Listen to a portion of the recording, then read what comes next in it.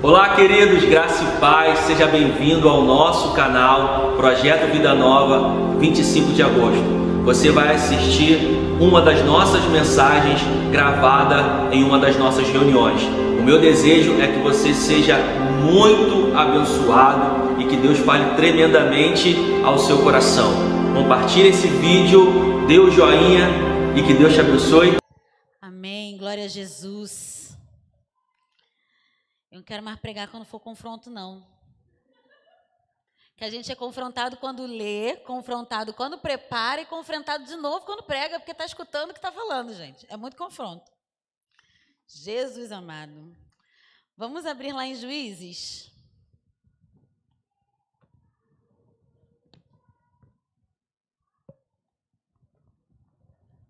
Juízes capítulo 6. A gente vai ler alguns versículos saltados, tá bom? Para a gente poder entender o que estava acontecendo aqui. Eu até ontem estava sem uma palavra específica para hoje, daí ontem quando eu fui fazer minha devocional, me deparei com esse texto, aí apanhei um bocado, aí falei, não vou apanhar sozinha, né? Vamos apanhar em comunidade, como corpo de Cristo. Amém. Juízes, a partir do capítulo 6, a partir do versículo 11.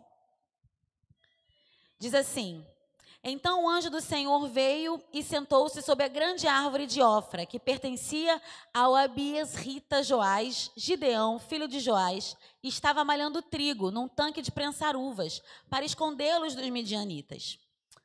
Então o anjo do Senhor apareceu a Gideão e lhe disse: O Senhor está com você, poderoso guerreiro.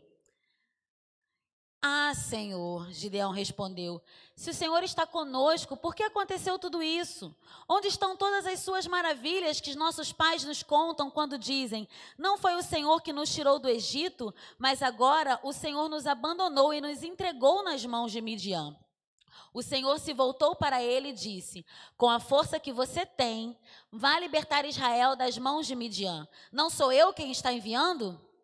Ah, Senhor, ele gosta de um ah, Senhor, né? Ah, Senhor, respondeu Gideão, como posso libertar Israel? Meu clã é o menos importante de Manassés, eu sou o menor da minha família.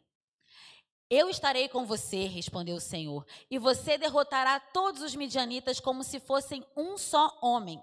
E Gideão prosseguiu, se de fato posso contar com teu favor, dá-me um sinal de que és tu que estás falando comigo. Peço-te que não vais embora até que eu volte, traga minha oferta e a coloque diante de ti. E o Senhor respondeu, esperarei até você voltar. Gideão foi para casa, preparou um cabrito e com uma arroba de farinha fez pães sem fermento. Pôs a carne num cesto e o caldo numa panela. Trouxe-os para fora e ofereceu-os a eles sob a grande árvore. E o anjo de Deus lhe disse, apanhe a carne e os pães sem fermento, ponha-os sobre esta rocha e derrame o caldo. Gideão assim o fez. Com a ponta do cajado que estava em sua mão, o anjo do Senhor tocou a carne e os pães sem fermento. Fogo subiu da rocha, consumindo a carne e os pães, e o anjo do Senhor desapareceu. Quando Gideão viu que era o anjo do Senhor, exclamou, ah, Senhor soberano, vi o anjo do Senhor face a face.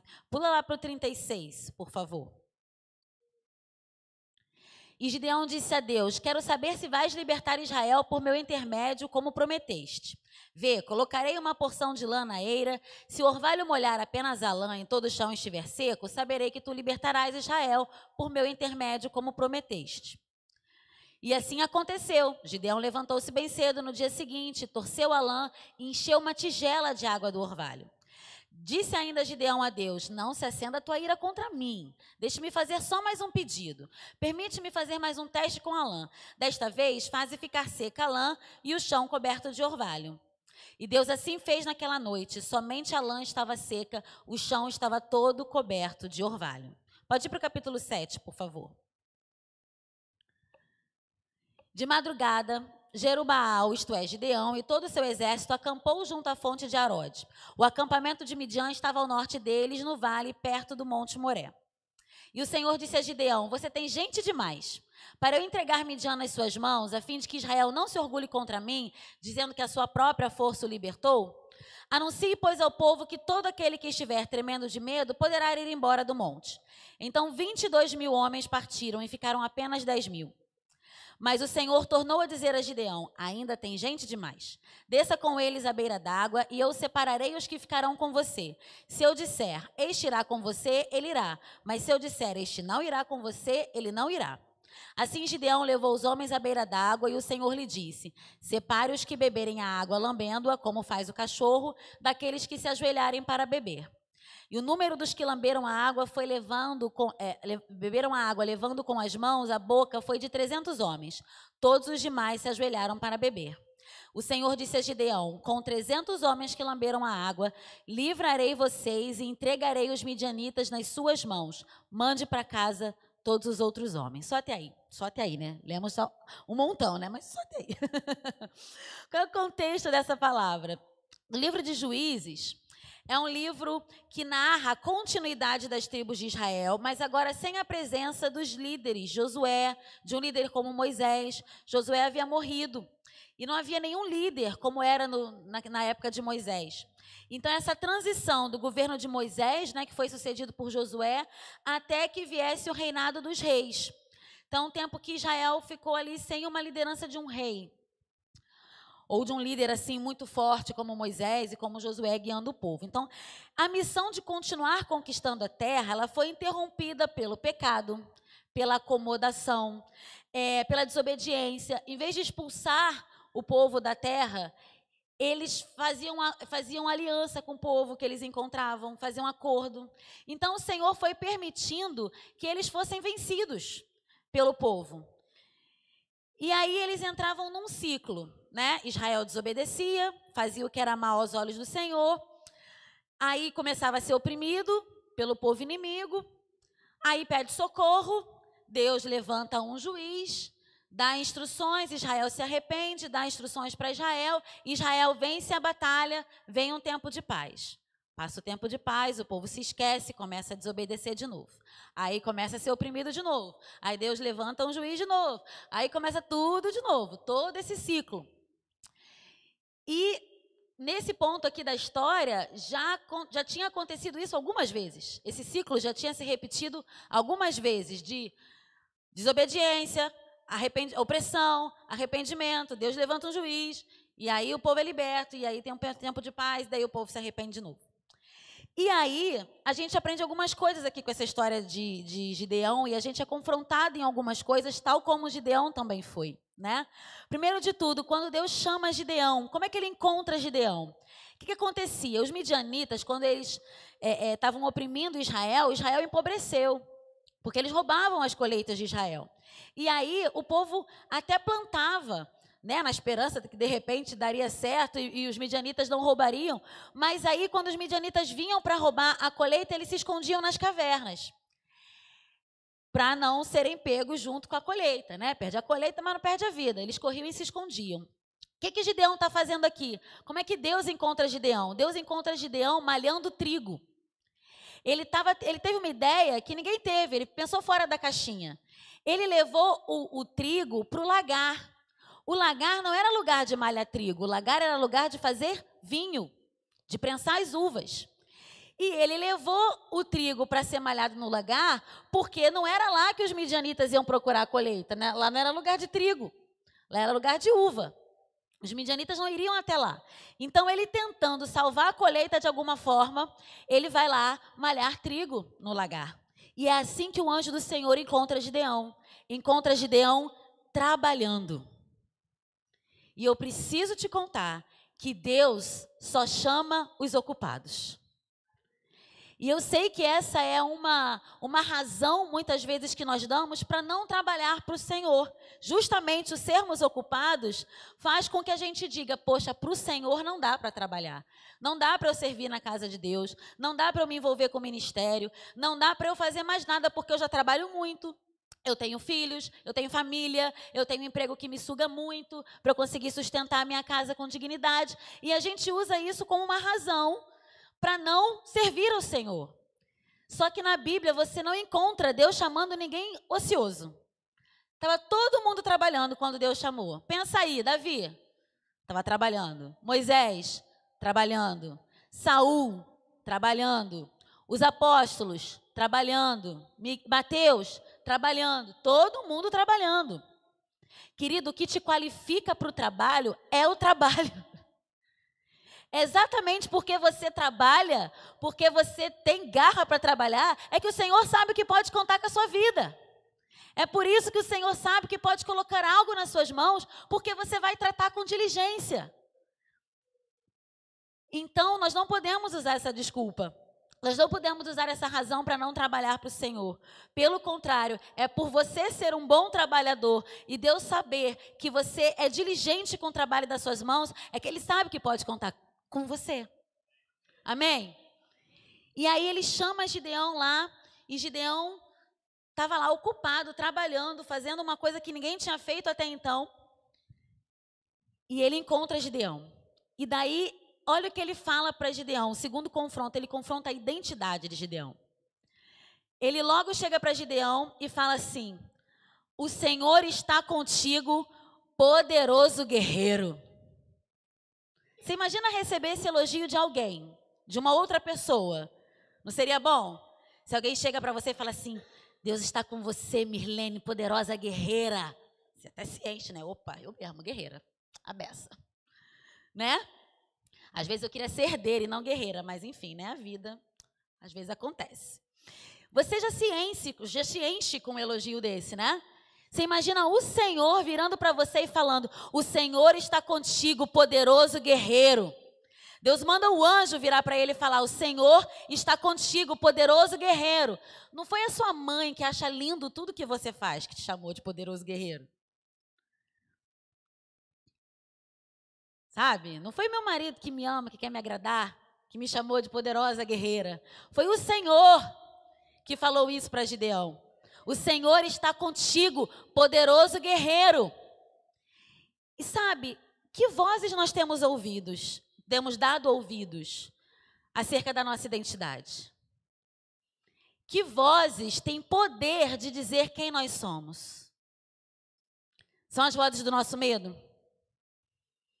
São as vozes dos nossos traumas? Das coisas que a gente já viveu na vida e nos machucaram e deixaram cicatrizes? São essas vozes que estão dizendo quem nós somos? São as vozes do nosso medo, das coisas que a gente quer fazer, mas não tem coragem, por uma série de fatores? São as vozes de gente que nem gosta de você, que está ditando quem você é, que você está dando poder para te machucar e te ferir e te aprisionar numa caixinha? Vocês já viram aquela frase que o pessoal fala assim: a pessoa gasta o dinheiro que não tem para comprar o que não precisa para agradar quem nem gosta dela? Já viram isso? A gente dá poder às pessoas ao dar ouvidos ao que elas dizem sobre nós. E talvez você tenha ouvido coisas ruins sobre a sua identidade, sobre quem você é, até de quem tem autoridade sobre você. Talvez você tenha crescido numa família complicada, com pais que não conheciam a Jesus e que lançaram palavras sobre a sua identidade. E você está remoendo isso até hoje. De que você não vai ser ninguém, de que você não vai crescer, de que você não vai prestar para nada, de que você não dá para nada, que você não sabe fazer nada, que você é desajeitado, que você não tem talento, que você não é inteligente, que todo mundo sabe fazer melhor do que você. E às vezes a gente dá muito poder a essas vozes. Mas olha o que o Senhor fala sobre você. Lá em Jeremias 1,5 diz assim: antes de formá-lo no ventre, eu o escolhi. Antes de você nascer, eu o separei e o designei profeta às nações. Lá em Jeremias 29,11 o Senhor diz: porque sou eu que conheço os planos que tenho para vocês. Planos de fazê-los prosperar e não de lhes causar dano. Planos de dar-lhes esperança e um futuro. E o Senhor diz isso num contexto em que o povo estava sendo oprimido e estava achando que ia ser liberto. E o Senhor fala: calma aí, sou eu que sei os planos que tenho para você. Vocês podem estar passando por um momento de opressão, mas eu tenho planos de não lhes causar dano, de lhe dar esperança e lhe dar futuro. É isso que o Senhor fala sobre você. É isso que o Senhor vê quando Ele olha para você. Ele olha para você e vê poderoso guerreiro. Você pode estar dizendo: eu sou fraco. Ele diz: poderoso guerreiro. Você está dizendo, eu sou menor da minha casa. E ele diz, poderoso guerreiro. Você pode estar dizendo, eu não dou conta disso aqui. E ele diz, poderoso guerreiro. Você pode estar dizendo, eu sou fraco demais para dar conta disso, é muito grande para mim. E ele diz, poderoso guerreiro. Em nome de Jesus, você vai sair daqui essa noite tomando posse dessa palavra. Você vai se levantar, você vai rejeitar essas palavras de maldição, de opressão. Seja vindo de terceiros, seja vindo dos seus traumas, seja vindo dos seus medos, e você vai entender que o Senhor olha para você e vê um poderoso guerreiro, porque Ele está com você. De fato, não é por causa das suas habilidades, ou dos seus dons, ou do sobrenome da sua família, mas é porque Ele está com você. Ele te faz um poderoso guerreiro. E aí, depois de ouvir isso do anjo do Senhor, Senhor é contigo, poderoso guerreiro, Gideão se faz de doido. Gideão se faz de desentendido legal. Porque, gente, ele sabia que Israel estava naquela situação por causa do pecado. Não era por causa da infidelidade do Senhor, era por causa da infidelidade do povo. Aí ele responde assim, se o Senhor está conosco, por que aconteceu tudo isso? Não tenho nem ideia, por que será que aconteceu tudo isso que aconteceu? Onde estão todas as suas maravilhas? Porque o Senhor nos abandonou. Gideão, para, né? Não se faz de doido. Você sabe que o problema não é o Senhor. O problema foi o pecado do povo. E Deus deixa o povo entrar naquela opressão do inimigo, não é porque Deus é malvado e fica fazendo birra. Não me obedeceu, eu também não vou abençoar. É porque Deus ama o seu povo e quer que eles se voltem para Ele. Ele é o único Deus. Como é que você sabe que você é o único Deus poderoso e vê o teu povo se prostituindo com outros deuses e vai fingir que não está acontecendo nada? Então ele deixa o povo ser oprimido pelos povos inimigos para que o povo se arrependa e volte para ele, porque ele ama. E aí, Gideão usa os seus traumas, usa o seu passado, usa aquilo tudo que está acontecendo para não encarar o chamado que Deus tem para a vida dele. E Deus, maravilhoso, né, como sempre, todo-poderoso, não se justifica. Acho ótimo. E ele faz isso com outras coisas, com outros profetas também, né? Ele também fez isso com Elias na caverna. Elias reclama. Aí ele vira para Elias, sai, faz um lanche, bebe um negócio, dá uma descansada, come, isso aí é fome. Teu mal é fome. Deus não fica se justificando, se explicando. Ele não fica alisando os traumas de Gideão. Ele não fica alisando os traumas, os medos, as dores. Pelo contrário, a palavra do Senhor é para encorajar Gideão. Mesmo assim, o Senhor se voltou para ele e disse, com a força que você tem, vá libertar Israel das mãos de Midian. Não sou eu que estou enviando? Tipo, Gideão, acorda. Sou eu que estou enviando. Sou eu que estou te mandando. Não é porque você é bonzinho, bonitinho, cheirosinho. É porque sou eu, o Todo-Poderoso, que estou escolhendo você e estou te mandando. Vai. Vai. Ele te vê como poderoso guerreiro, ele te trata como poderoso guerreiro. Ele não vai te tratar a partir do ponto de vista que você se vê como pequeno, frágil, fraco. Ele te trata como ele te vê. Ele te trata como poderoso guerreiro que ele vê que você pode ser porque ele está com você. Ninguém que deu essas desculpas para Deus colou. Não colou com ninguém. Você pensa em todos que eles chamaram e que deram desculpas ou tentaram fugir. Colou com alguém? Moisés, quando falou, Deus, sou gago, não vai dar não. Colou com Deus? Não colou. Jonas, aquele povo de Nínive é muito duro, vou para outro lugar. Colou? Não colou, ainda passou 3 dias dentro do grande peixe para pensar. Eu botou Jonas no cantinho do pensamento. Deus vai te tratar como Ele te vê. Se você recebeu uma palavra do Senhor para ir, começa a andar de acordo com a palavra que você recebeu, meu amado. Se você recebeu uma palavra do Senhor para ser missionário entre as nações, procura um cursinho de inglês, meu amado. Inclusive, pode me ligar que a gente pode ajudar nisso aí. Depois, no final, a gente passa o cartão, tá? né? Eu já vou fazer propaganda. Procura um curso de inglês. Se Deus mandou, se você tem uma convicção de que Deus falou que você vai para as nações, começa a se capacitar. Se Deus falou que você recebeu um chamado para ensinar, começa a se preparar, começa a estudar. Hoje tem tanto material gratuito. Pede ajuda ao pastor, ele faz uma curadoria para você não cair aí em conteúdo duvidoso. Mas se você recebeu uma palavra do Senhor, começa a andar de acordo com a palavra que você recebeu. Começa a andar na direção do cumprimento da promessa. E aí, Deus confronta também a falta de fé de Gideão. Porque depois que Deus falou, e Deus repetiu, ó, sou eu que estou mandando, Gideão. Você vai lá, você é poderoso guerreiro. Estou contigo, sou eu, vamos lá. Aí Gideão fez várias provas com Deus. A gente leu aqui, né? Primeiro o próprio Senhor dá um sinal para ele, queimando ali a oferta que ele tinha colocado. Depois ele pede provas para o Senhor. Aquela história da lanaeira, se a lã ficar molhada, ao redor estiver seco. Aí depois ele fala, Senhor, não fica chateado comigo não, só mais uma provinha, coisa rápida. Tem como fazer ao contrário agora? Molhar ao redor e deixar a lã seca? Ele vai fazendo várias provas com Deus.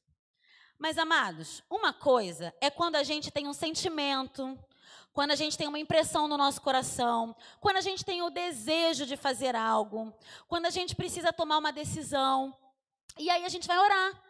A gente vai pedir confirmação ao Senhor, porque a gente não quer desobedecer a Deus.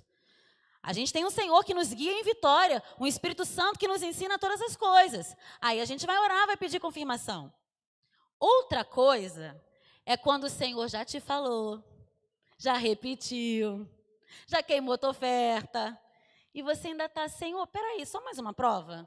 Senhor, só mais um pouquinho? Senhor, eu vou perguntar de novo. Se aquela irmã do coque, de blusa azul, calça verde, de coque de calça não dá, de saia verde, vier para mim e falar, eis que te digo, aí eu vou entender. Amados, isso que a gente tem não é espiritualidade, não é medo. E a gente espiritualiza para parecer que é muito consagrado. E aí Deus falou, vai, a gente não vai. A gente faz campanha de 7 semanas, a gente vai orar, a gente vai buscar não sei quantas confirmações. Isso não é espiritualidade, isso não é consagração, isso é medo. Para a gente crescer, a gente tem que aprender a dar um nome certo para as coisas certas. Não adianta a gente espiritualizar o que não é para ser espiritualizado. Deus mandou, faz. O pastor leu até aqui no ofertório um exemplo que eu tinha me lembrado também, na viúva e do azeite. O profeta falou para ela, vai, pega a vasilha emprestado, reúne as vasilhas, entra no teu quarto, fecha a porta e começa a botar o azeite nas vasilhas. Ela não falou, peraí que eu vou fazer uma semana de oração e jejum para pensar se é isso mesmo. Ela não pegou as vasilhas e quando entrou no quarto, levantou as vasilhas e consagrou, ó Senhor, eu te consagro essas vasilhas. Coloca aqui. Ela obedeceu. O profeta falou, vai, pega as vasilhas, leva para dentro do quarto e começa a colocar o azeite. Foi isso que ela fez. Deus mandou orar, Deus mandou consagrar, Deus mandou marcar vigília. Deus mandou pegar os vasos e encher. Tinha azeite para encher? Aquele tanto de vaso? Não tinha. Mas vai obedecendo que Deus vai enchendo. Vai obedecendo que Deus vai derramando. Vai obedecendo que Deus vai te capacitando. Vai obedecendo que Ele vai derramando unção. Ele vai derramando capacitação. Ele vai dando estratégia. Ele vai dando revelação. Ele vai te fortalecendo. Ele vai abrindo caminhos. Vai obedecendo que Ele vai fazendo. Não tenha medo. E aí Gideão fez várias provas com Deus.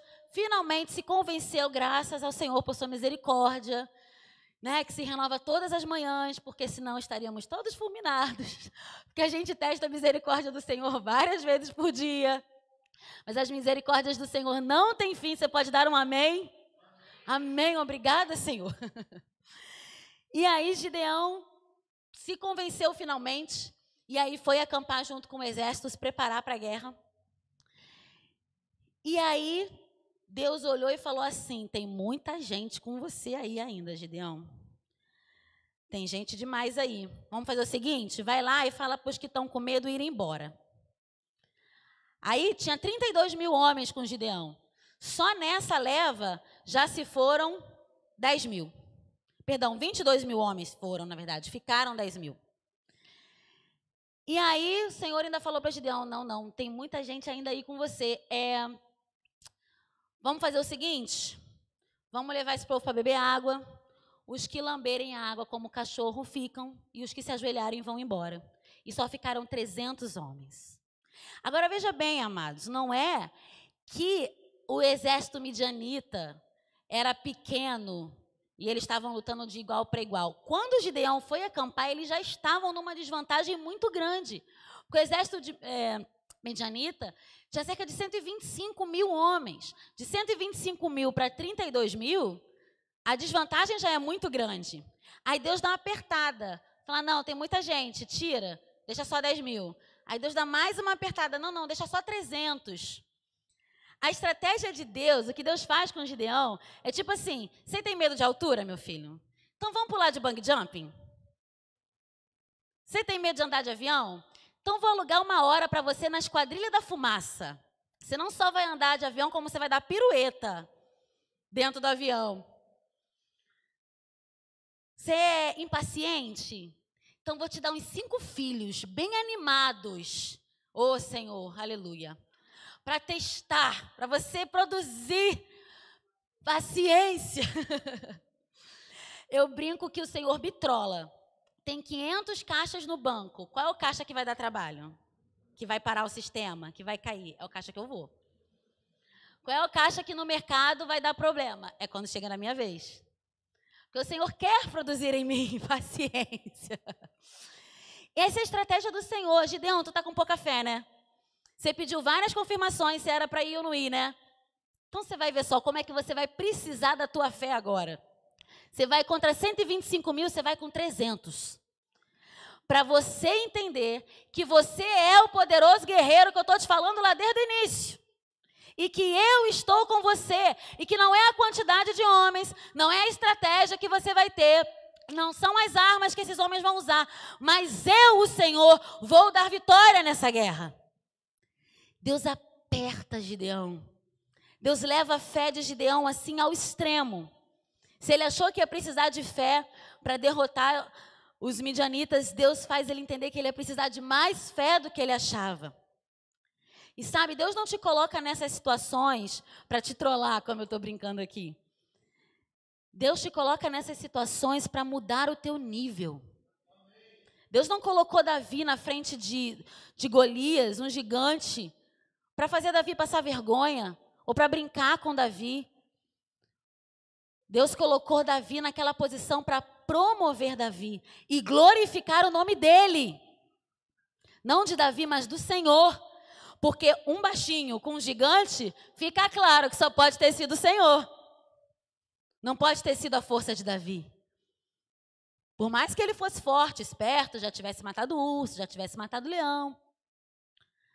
Deus não faz isso, não te coloca nessas situações, meu amado, para brincar com você, ou para te provar pelo simples fato de te espremer, mas Ele quer te promover, Ele quer mudar o teu nível, Ele quer te fazer viver outras experiências. Gideão lá no início fala assim, Senhor, como é que a gente não está vendo agora o que o Senhor falou para os nossos antepassados?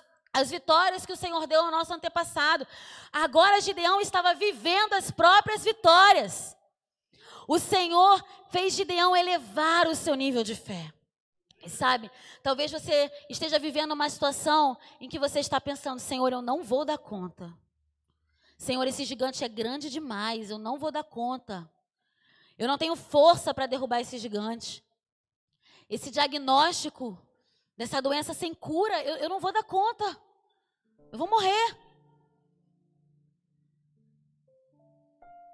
Esse boleto é muito mais do que eu tenho condição de pagar. Essa luta é muito maior do que eu tenho condição de enfrentar. Esse filho que já se desviou num nível que eu não consigo nem imaginar como é que ele vai voltar. Já foi longe demais. E essa luta tem te espremido, tem te oprimido, tem tirado tua alegria. Porque você tem convicção de que você não vai dar conta. Mas o anjo do Senhor nessa noite fala para você: o Senhor está contigo, poderoso guerreiro. Ele vai entregar essa vitória nas tuas mãos e o nome dele será glorificado, porque vai ficar claro para todo mundo que não foi a tua força, que não foi a tua habilidade, mas foi o Senhor que interviu, colocou a mão, glorificou o nome dele.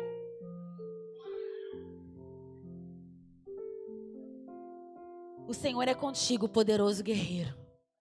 Você vai contar vitória. Você vai cantar essa vitória. Você vai fazer até como o Gideão fez, porque depois ele se encheu de coragem, né? Depois de tanta prova, tanta confirmação, ele se encheu de coragem. Ainda ficou ousado. Ainda falou assim: quando o Senhor entregar Zeba e Zalmuna em minhas mãos, rasgarei a carne de vocês com espinhos e espinheiros do deserto. Já se encheu o homem. O Senhor vai te dar um cântico de vitória. Esse semblante triste que está sendo oprimido por esse confronto, que você acha que está demais, vai gerar um tempo de sinais, prodígios e maravilhas na sua vida. E você vai dizer: foi o meu Senhor quem fez isso. Foi o meu Redentor que por fim se levantou em meu favor. Foi o Deus Todo-Poderoso que era, que é e que há de vir e que está vivo. Aleluia. Você pode aplaudir ao Senhor.